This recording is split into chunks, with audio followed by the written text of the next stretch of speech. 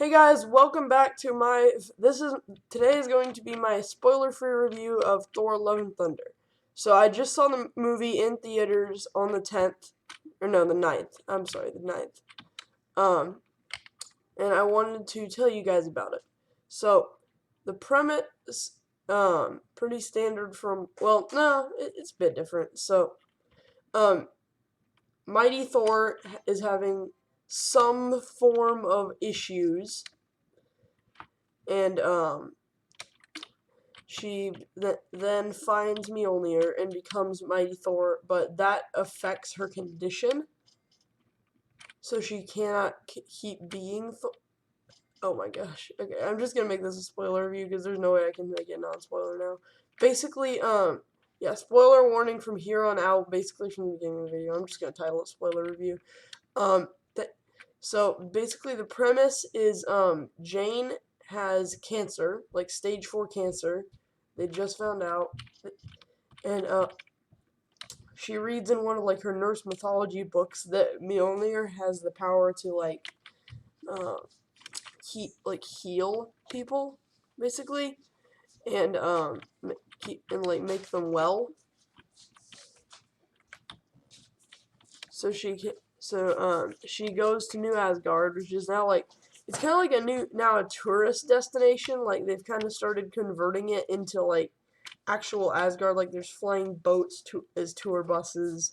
There's all kinds of things like that are causing that like they're kind of turning it into more like of actual like Asgard. Oh, just before we continue, do you like my head? It's an elite. It's like the elites from Halo. I kind of like it. Boing. Hello. Wee. Okay. Um. But yeah. So Thor in the movie, he's kind of like, at the beginning he's with the Guardians of the Galaxy. They're on this planet, and they're trying to like help them fight off, like, it's not really clear. I think they're like pirates or like invaders of some kind who are like kind of like taking over their like sacred temple, and their gods can't help them because their gods were killed by, as they said, the God Butcher, which we will meet later, played by Christian Bale. So, and let's talk about him for a sec. Christian Bale in this movie, he's great. Like he does an incredible job playing the character. Like there's like points where like he like, if you guys have seen it now probably, but like he like steals the kids, and like he like steals like a bunch of kids from New Asgard, and like there's a moment where like you can't even tell if he's gonna like just mess with them or like chop off someone's head. Like it's pretty. He's pretty freaky. Like oh, now I should tell you about the funniest part of the movie. If you've seen the trailers, you may have seen Thor in like this like one of the boat things with like some goats pulling it, and I think you can probably guess where this is going since Taika Waititi directed this movie. But yeah, those are screaming goats. Those are screaming goats. Very certainly screaming goats, and it's hilarious.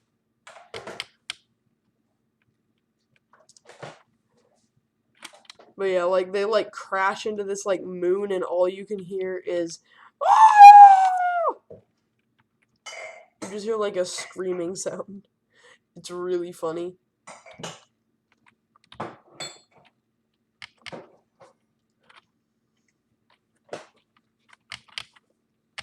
And yeah, that brings me to the humor. Humor in this movie is just as good as Taika's other movies. It's on point. By which, of course, I mean it is hilarious. Now let's talk story again. So overall, it is fairly standard. Like for these, I need to stop saying that. So the overall story is like, so Thor is still like, he's still helping the Guardians of the Galaxy after they finish that battle. they go back onto, I think it's the Milano, but I don't remember what ship they're on right now. But yeah, they go back onto that ship, and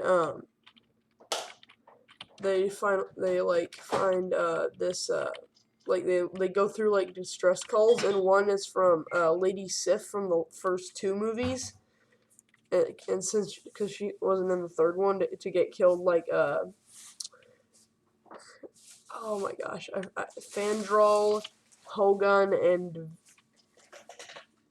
and I think it was Vastak or Vostag maybe. I don't remember. I think it's V. I think it's something with a V. But yeah. So can't do that yet.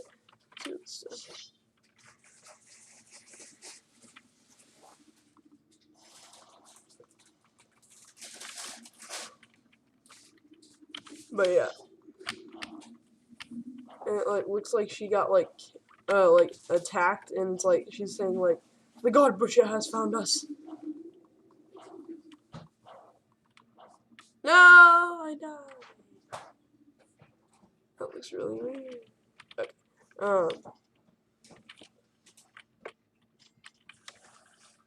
But yeah, and it's like the God Butcher has found us. Help! Help! Help! And then they go to that planet, and it recreates a really iconic shot from the comic run, the Jason Aaron comic run, of this like the Thor: Love and Thunder like the series in the comics. I think it was called Mighty Thor. It gives us a really iconic iconic image from that series.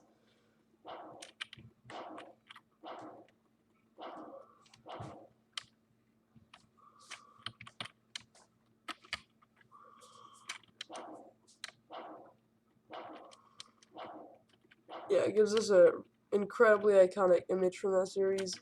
Adds a character just so Thor can like explain everything. Oh, I'm sorry, I sneezed. It adds a character so like Thor can explain everything without it like technically not being exposition. It is still kind of exposition, but like you know what I mean. Just like so it's not technically exposition.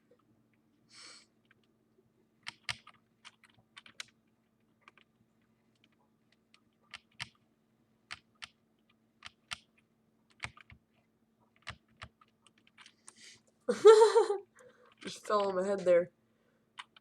But the ending with like, so basically the premise of Gore's character is like in the beginning of the movie we kind of get a prologue before like the opening credits, and it turns out like Gore I think he was human, like that's what it's laid out to be, but he had a daughter, and like she was like sick, and she like was getting worse, so like he prayed to their god to heal her, but he didn't, and then his daughter died, and Gore, since he was the last of the god's followers, he went to the god and asked where their eternal reward was. It's like what their religion was promised, like for serving the god. And the god basically like spat in his face, like, ha ha ha ha ha, foolish human, you think there is an eternal reward? What, are you crazy? Because there was none. So, right. And what also happened to be there was they had just killed the last holder of the Necro Sword, which is like this super powerful weapon that's capable of killing gods. So what happens next is Gore claims that blade and uses it to slay that god, and then makes this vow. This is my vow. All gods will die. And then the rest of the movie is like, so basically he wants to reach the center of the universe and reach this being called eternity, because the first being who reaches eternity can get like one wish from her basically, and like his is like to kill all gods basically.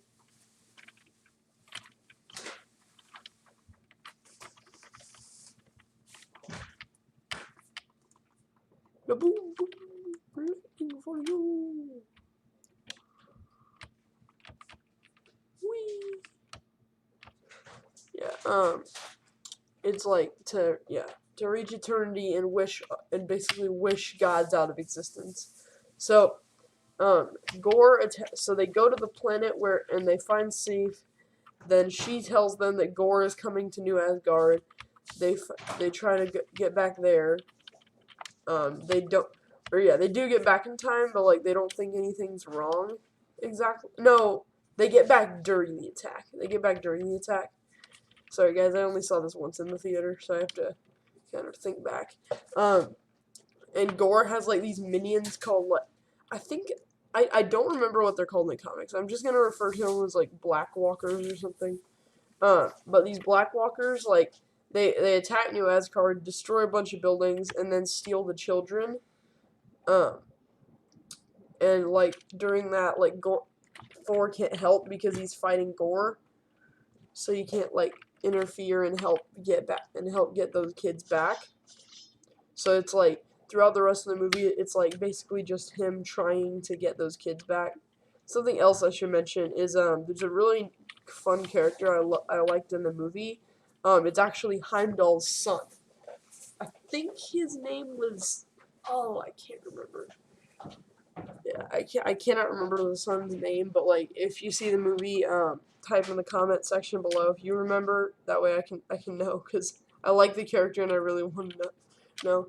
But the twist I was not expecting at the end, and here's the big spoiler warning. Jane dies. She dies. She does not make it out of the movie alive. Basically what happens is Thor goes to eternity without her to face Gore and get the kids back, but he isn't able to beat Gore on his own, so Jane follows him. And like the thing with her cancer is like every time she turns into Thor, that is sapping her body's ability to fight the cancer. So like every time she turns into Thor, she basically gets closer to death. And she does turn into Thor for one final time, and then actually I need to elaborate more. So yeah, that moon I said the goats crashed into earlier is like this moon in like the dark realm, like the shadow realm, and where Gore was keeping the kids but moved them because to like trick Thor into coming there, because here's the thing, Thor his hammer Mjolnir is the key to opening the gate to eternity. So Gore needed that hammer, so he lured Thor in, and then stole the hammer.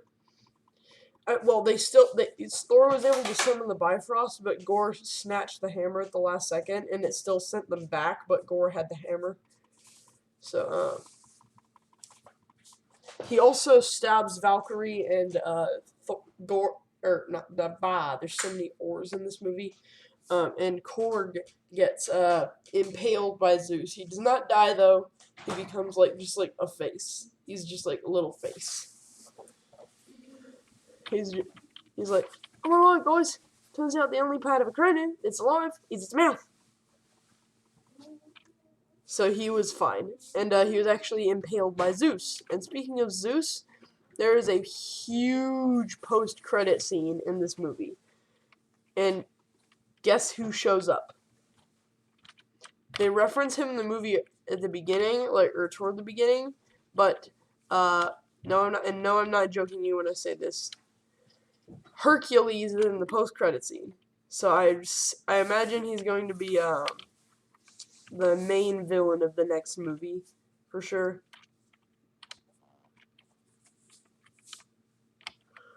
Because that kind of just makes sense. Because like, if they set him up in this one, basically like Thor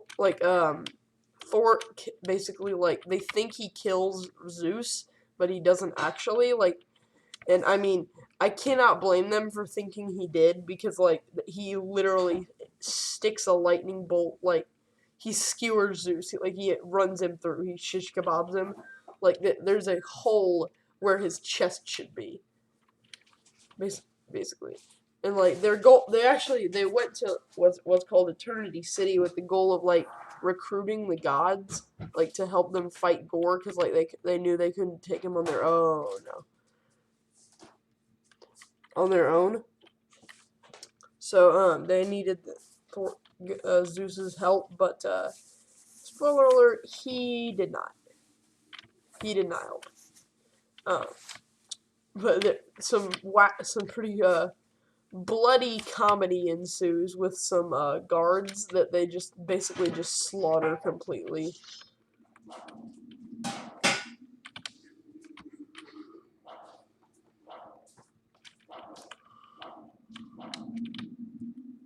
Yeah, they slaughter them completely. I think the only reason this movie's not rated R is because the blood is technically not blood; it's ichor, which is like godly blood, so it's not actually blood. But like, this stuff's like everywhere. Like it's all over Valkyrie and stuff. It's really cool. But yeah, despite some issues that I have with the movie, I would probably give it a. I'd probably give it a 7 out of 10, 7.5. So yeah, thank you guys for watching. I hope you like the gameplay. I am the arbiter now. I will kill them all.